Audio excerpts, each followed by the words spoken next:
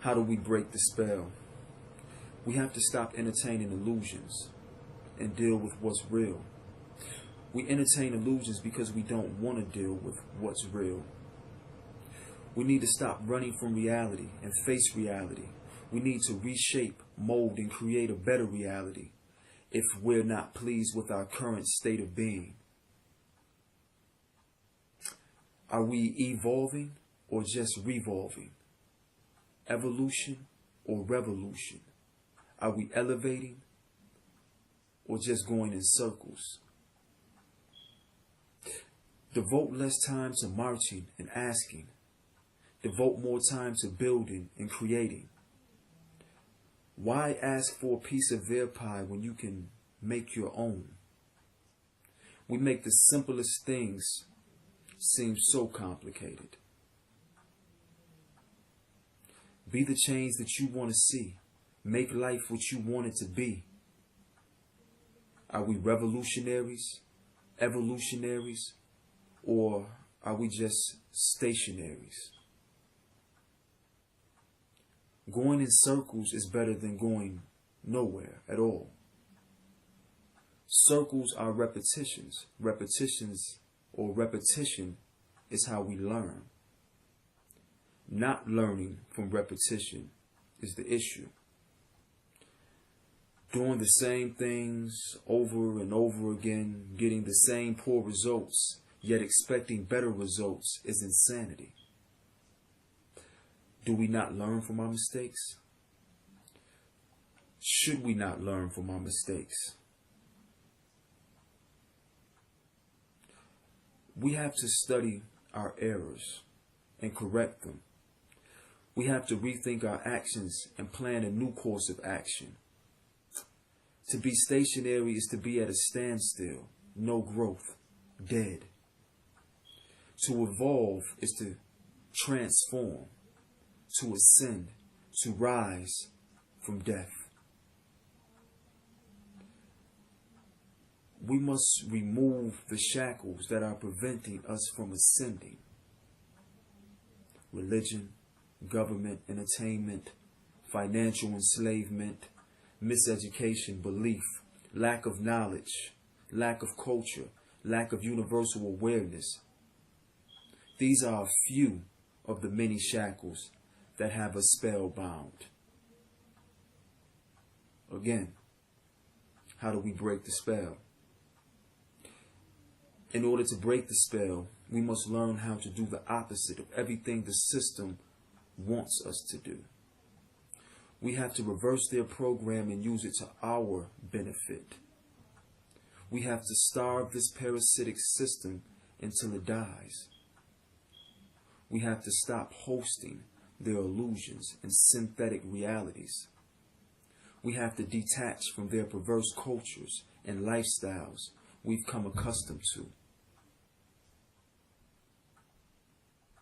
These death styles of their dead culture that we've become conditioned to accept as normal.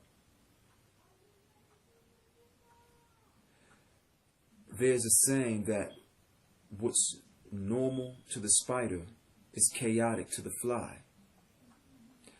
Are we the spider or the fly? We have to remove ourselves from their chaotic institutions, school systems, court systems, medical systems, entertainment systems, eating systems, fashion systems, religious systems, and any of their other death systems they encourage us to be a part of. Sankofa. We must go back to our roots and recover what we lost. We have to go back to our roots and recover what was lost and stolen.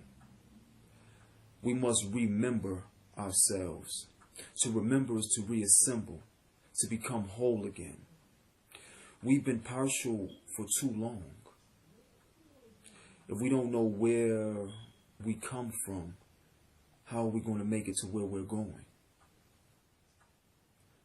Or what direction to move in to get there? We won't even know where there is. Without knowledge of your beginning, there's no knowledge of your ending.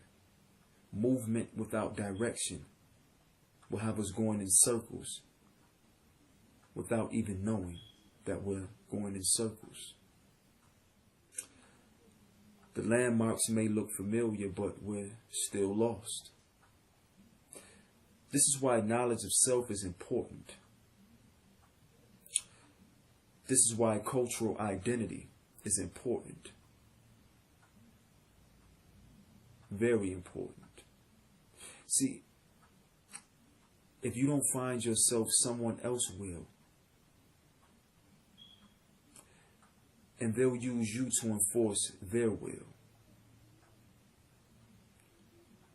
See, we live in a society where we've been trained, conditioned, programmed to function a certain way, to think a certain way, to eat a certain way, to act a certain way, to want to look a certain way, to not be happy with ourselves, to always want to adjust, to alter ourselves, to try and be something that we're not, to constantly try and recreate ourselves instead of accepting who we are, learning who we are, knowing who we are, and loving who we are. See, we think we know what we like, what we want, what we're interested in, but actually we've been programmed to think that we think we know what we want, what we like, what we're interested in.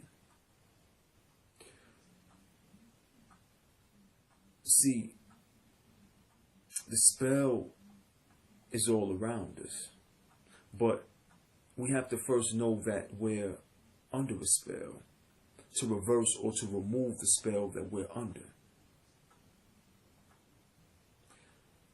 We have to break away from these toxic ways, this toxic way of living. We have to break away from this unnatural way of living.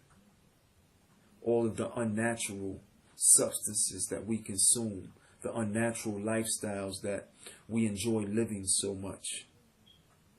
See, because these things are leading us to our destruction. And we're totally oblivious of this.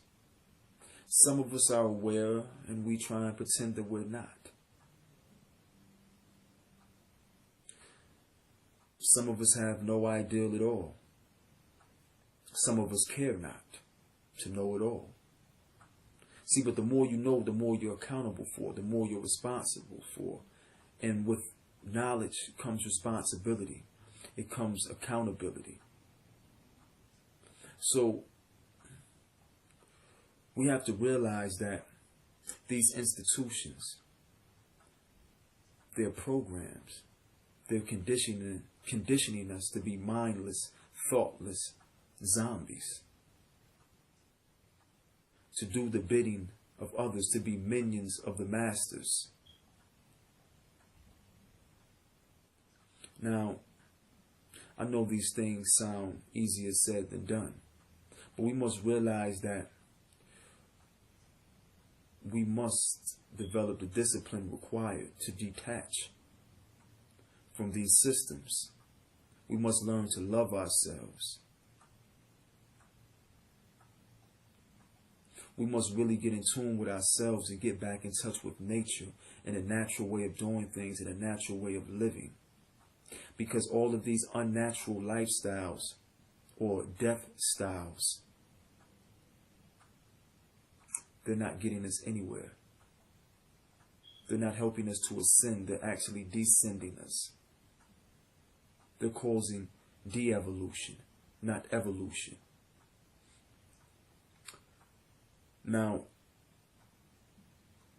we just have to pull away, slowly but surely, pace by pace. Everyone has their pace, their own pace that they can move at to withdraw from these things. We have to start homeschooling our children. We have to start creating our own businesses. We have to start creating our own ways of making a living or trading and bartering and living outside of the jurisdiction of this parasitic system. We have to learn to live without this parasitic system. What does it take to start gathering and accumulating our own resources and start manufacturing, developing our own products, our own clothing, growing our own food, schooling our own children, creating our own sources of income or revenue, trading with each other the way that we see fit, not the way that we're told to do. Totally starving this system, not allowing it to breathe, not allowing it to feed off of our energy, pulling our energy from this system and putting it back in ourselves and our family and our loved ones and build a better reality.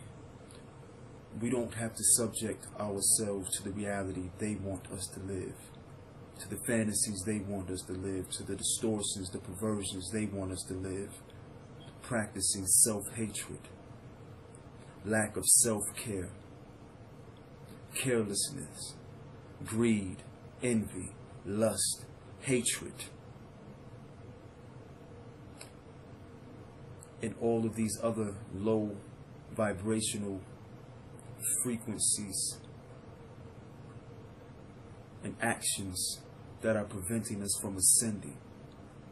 All of these characteristics or low vibrational activities that are hindering our growth spiritually, physically, mentally.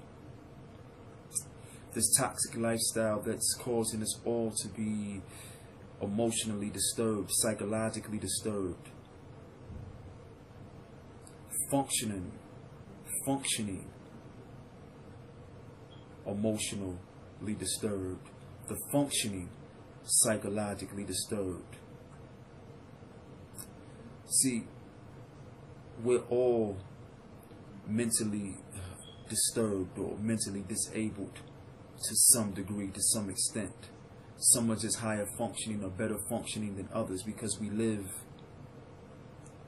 in this dead culture that encourages us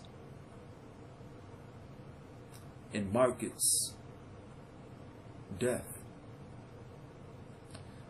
You have individuals that pray to dead gods, gods of suffering, and they carry these symbols of suffering. A crucifix.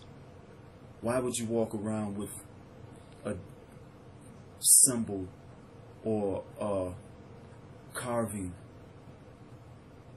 of a dead man nailed to a crucifix or a cross? That's like wearing a chain or carrying a symbol or walking around with an illustration of someone laying in their casket. Why are we worshiping death? Why are we worshiping something that is dead? But we wonder why everything is dying around us. You see, most of us are worshiping in blind faith. We're living blindly, moving blindly through this world of illusions. We don't know why. We talk about the passion of Christ. Well, Christ means anointed and passion means to suffer. So are we talking about the suffering of the anointed? Does that mean that if you're anointed or if you're holy, that you must suffer? Thus we have the saying, blessed are those who struggle. Most struggles result in bloodshed. See, because blessed actually means to smear with blood, or smeared blood consecration. But yet you wonder why there's so much bloodshed, why there's so much struggle. Because we've been programmed and conditioned to idolize deities of suffering, to worship deities of suffering, And we overlook all the suffering in the world because we think that our God suffered for the world. See, these are all illusions and programs to keep you content with being a slave, to keep you content with suffering, to keep you content with going through trials and tribulations without questioning them, because you feel like it was God's will, or your God endured this suffering, so you should be able to do so as well, or you're obligated to do so. But this is far from the truth. So you're dealing with fantasies, illusions. You're buying into fictions, things that never happened. You're worshiping individuals and deities that never existed. This is keeping the illusions of the illusion alive. Investing in politics, believing in government, thinking that there's honor amongst thieves, and that paperwork and citations and jurisprudence and these things are actually an escape or a way out. It's just a pacifier, something to get you content, but still feeding into the system all the while, still giving into the system all the while. We have to detach fully. We have to regain knowledge of self. And we have to pass that on to our children. We've been passing on ignorance for far too long. This is why we're in the current state that we're in. See, in those scriptures, or in the scripture, it says that people will be destroyed due to their lack of knowledge, not their lack of belief. Believing isn't knowing. It also says that the truth will make you free. Why are we running from the truth? If we're running from the truth, then we're running from being free. If we're rejecting knowledge, yet accepting ignorance, we're embracing death and rejecting life. See, we have to read between the lines. Because we allow others to mold our realities for us, we end up in a state of confusion. And we don't know how to get out because we're dealing with belief. And belief is to bring a lie to be. So, again, I say, in order to break the spell, we must first know that a spell exists. We must know thyself, and we must know thy enemy. And surely victory will be ours. We have to know the games that they play. We have to know how to counter each move that they make. Study their moves. Study their culture, but don't partake in it. So, I say all of that to say that if we really want to be free, then all we have to do is make ourselves free. See, the only people that become slaves are people who fear death. We have to be fearless. So with that, family, I say wholeness, rise, and be greater.